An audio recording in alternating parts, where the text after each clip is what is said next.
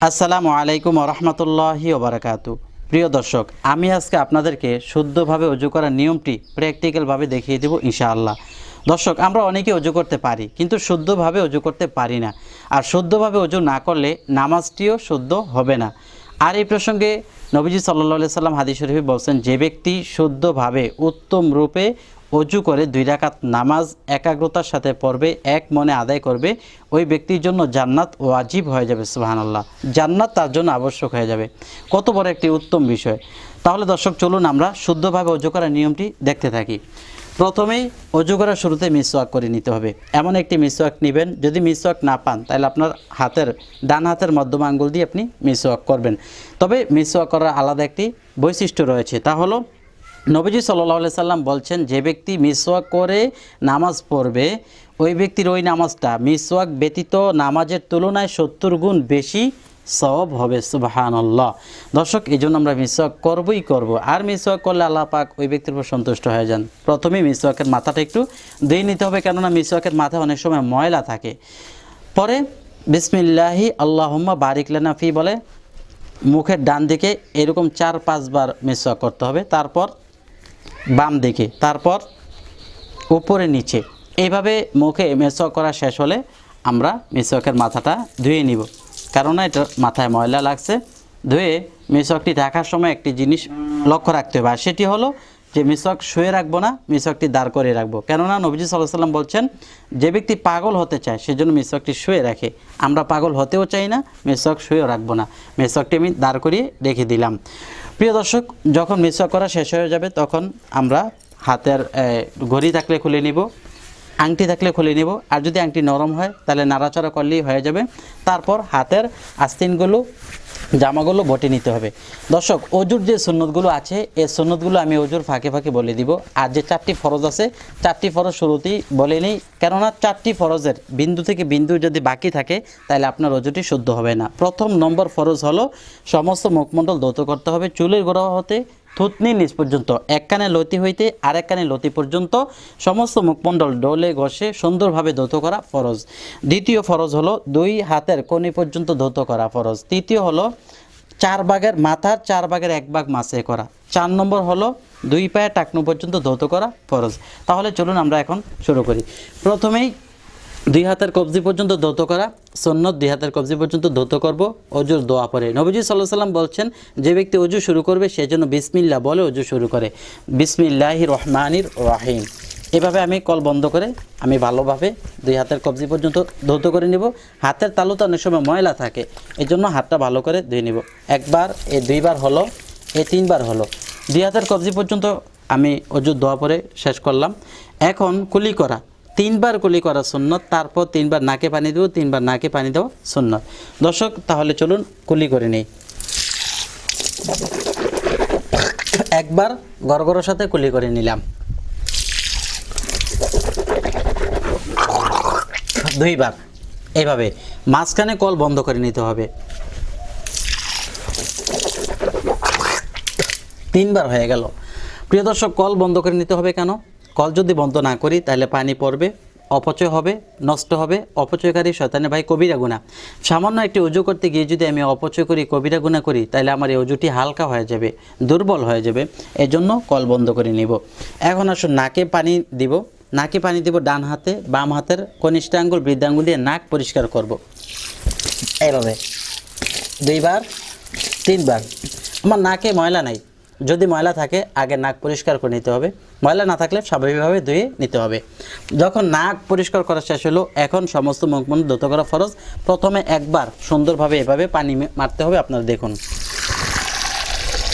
এই কল বন্ধ করে নিলাম। এখন সমস্ত মুখ ভালোভাবে ডলে ঘষে পানি পৌঁছাতে হবে। দর্শক, যারা আমার ভাইরা আছেন, দাড়ি থাকলে দাড়ি খিলাল করে নেবেন এইভাবে। আর মা বোনদের নাকের নরম জায়গা, নাক ফুলের জায়গা ভালোভাবে নেড়ে চেড়ে সুন্দরভাবে মুখ ধৌত করতে হবে। একবার হলো, 2 বার হলো, তারপর আবার দেখুন এইভাবে 3 বার। এই আমার 3 বারও হয়ে গেছে। যদি কারো 4 বারও প্রয়োজন হয় কথা ফরজ আদায় করতে, তাইলে করতে হবে, কিন্তু 3 বার হলো সুন্নাত। মুখ ধুতো করা শেষ হলে এখন আমি হাত ধুতো করব। প্রথমে ডান হাত, কেননা নবীজি সাল্লাল্লাহু আলাইহি সাল্লাম বলছেন যখন তোমরা ওযু শুরু করবে সব কিছু ডান দিক থেকে শুরু করবে, এই জন্য ডান হাত আগে ধুতো করব। দেখুন এভাবে, এই শুরু থেকে আমি পানি একবার পুরোটা হাতে নিলাম, একবার হইল। এখন আমি হাতটা ভালো করে এভাবে ঘষবো যাতে করে কোনো জায়গা ফাঁকা না থাকে। একবার, তারপর হলো এই 2 বার, তারপর এই 3 বার। বেশি জোরে দেওয়া যাবে না, জোরে দিলে কাপড় চোপড় ভিজে যেতে পারে।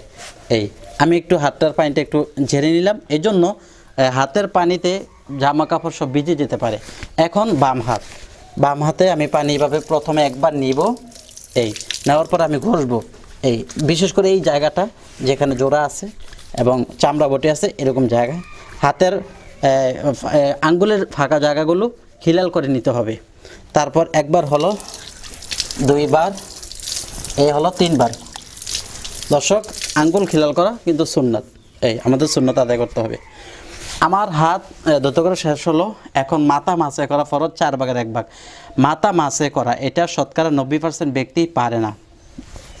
দর্শক, শুরুতে হাত এভাবে একটু পানি দিয়ে, আপনি নতুন পানি নিয়ে একটু ধুয়ে ঝাড়া দিয়ে নেবেন, তারপর মাথা মাসে করবেন। যে টুপি থাকবে বা মাথায় কিছু থাকবে এটা সরিয়ে নিতে হবে, পাশে রাখবেন। আর মা বোনদের মাথার কাপড় বেশি সরানোর দরকার নেই, স্বাভাবিকভাবে সরাইলেই চলবে। এখন লক্ষ্য করুন, আমার প্রথমে 3টে আঙ্গুল দিয়ে আমি সামনের দিক থেকে আমি পিছন দিকে নেব, আর পিছন দিক থেকে সামনের দিকে আনবো এই 2 আঙ্গুল দিয়ে, এই এতটুকু দিয়ে। দুই হাতের 2 আঙ্গুলের মাথা দিয়ে কানের ভিতরে মাসে করব, আর বৃদ্ধা আঙ্গুল দিয়ে কানের পিছনে মাসে করব। আর যে পিঠ, এই পিঠ 2 পিঠ দিয়ে ঘাড় মাসে করব, ঘাড় মাসে করা মুস্তাহাব। দেখুন এইভাবে আমি শুরু করলাম, নিতে এইভাবে নিলাম, নেওয়া শেষ করলাম। এখন আবার এইভাবে শুরু করে আমি সামনের দিকে আনলাম। এই সামনের দিকে আনা শেষ হলে দর্শক, এখন দেখুন এই আঙ্গুল দিয়ে আমি কানের ভিতরে আমি মাসে করব এইভাবে। আর এই যে বৃদ্ধাঙ্গুল আমি কানের পিছনে মাসে করব, আর হাতের অপর পিঠ দিয়ে গার মাসে করব, যেটা মুস্তাহাব। এখন আমার এগুলো হয়ে গেল। প্রিয় দর্শক, এখন পায়ের প্রথমে ডান পা আমি একটু একবার ভিজিয়ে নিই এইভাবে। এই শুরু থেকে শেষ পর্যন্ত একবার ভিজিয়ে এখন ডলতে হবে ভালো করে, এইভাবে ডলতে হবে। আঙ্গুলের ফাঁকাগুলো খিলাল করতে হবে, কোনো জায়গার জন্য বাকি না থাকে। তবে টাকনুর উপরে একটু বেশি যদি ধুতো করি এটা আমাদের জন্য লাভ। কিভাবে? নবী সাল্লাল্লাহু আলাইহি ওয়াসাল্লাম বলছেন, কিয়ামতের দিন অজুকারী ব্যক্তিদের অজুর স্থানগুলো জলমল করতে থাকবে। এখন আমি যদি একটু বেশি ধুতো করি, একটু বেশি জলমল করবে, এটা ভালো না? অবশ্যই ভালো, আপনারা ধুতো করবেন। একবার হলো, 2 বার, তারপর দেখুন এই 3 বার। দর্শক, আমার ডান পা 3 বার হলো। এখন বাম পা একবার আমি বন্ধ করে ভালো করে আমি ধুতো করে নিলাম। আঙ্গুলের ফাঁকাগুলো এভাবে ধুতো করতে হবে, আঙ্গুলের এই নখের চিপাগুলো আছে এগুলো ধুতো করতে হবে। দর্শক, ভালোভাবে ধুতো করার আরেকটি ফজিলত আছে। নবীজি সাল্লাল্লাহু আলাইহি ওয়াসাল্লাম বলছেন, বান্দা উম্মত যখন অজু করে তখন তার নখের নিচের থেকেও গুনাহসমূহ বের হয়ে যায়। সুবহানাল্লাহ, যদি সেই অজুটি সুন্দর হয়, শরীয়তসম্মত হয়।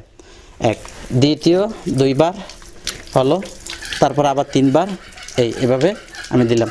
3 বার আমার অজু করা হলো। প্রিয় দর্শক, আমার হাত পা সব কিছু শেষ হলে আমি স্বাভাবিকভাবে পানিগুলো একটু ঝেড়ে নেব, তারপর আমি হাত পা ঘরে যেয়ে সব কিছু মুছিয়ে নেব। দর্শক, অজুর শেষে একটি দোয়া আছে, যে দোয়াটি পাঠ করলে আল্লাহ পাক ওই বান্দার জন্য জান্নাতের 8টি দরজার যে কোনো দরজা দিয়ে ইচ্ছা সে প্রবেশ করতে পারবে, এই অনুমতিটি আল্লাহ পাক দিয়ে দেন। সুবহানাল্লাহ। তো সে দোয়াটি কি? আশহাদু আল্লা ইলাহা ইল্লাল্লাহু ওয়াহদাহু লা শারীকা লাহু ওয়া আশহাদু আন্না মুহাম্মাদান আবদুহু ওয়া রাসূলুহু আল্লাহুম্মা জাআলনি মিনাত তাওয়াবিনা ওয়া জাআলনি মিনাল মুতাতাহহিরিন। লাস্টের এই ছোট দোয়াটি না পারলেও অন্ততপক্ষে কালিমা শাহাদাত যেভাবে হোক পাঠ করবেন। পাঠ করার সময় আকাশের দিকে তাকিয়ে পাঠ করা ভালো, এটি সুন্দর। যদি পারেন করবেন, না পারলে যেখানেই থাকেন সেখানেই একটু উপরের দিকে তাকাবেন, উপরেই তো আকাশ। দর্শক, এই সুন্দর ও শুদ্ধভাবে অজু করে আমরা নামাজ পড়ার চেষ্টা করব। যারা আমার সাথে নতুন, আমি আশা রাখবো আপনারা আমার চ্যানেলটি সাবস্ক্রাইব করে নেবেন। পরবর্তীতে এরকম ভিডিও পাওয়ার জন্য পাশে থাকা বেল বাটনটি চেপে রাখবেন, যাতে করে প্রত্যেকটা ভিডিও আপনি পেয়ে যান। ভালো থাকবেন। আসসালামু আলাইকুম ওয়া রাহমাতুল্লাহ।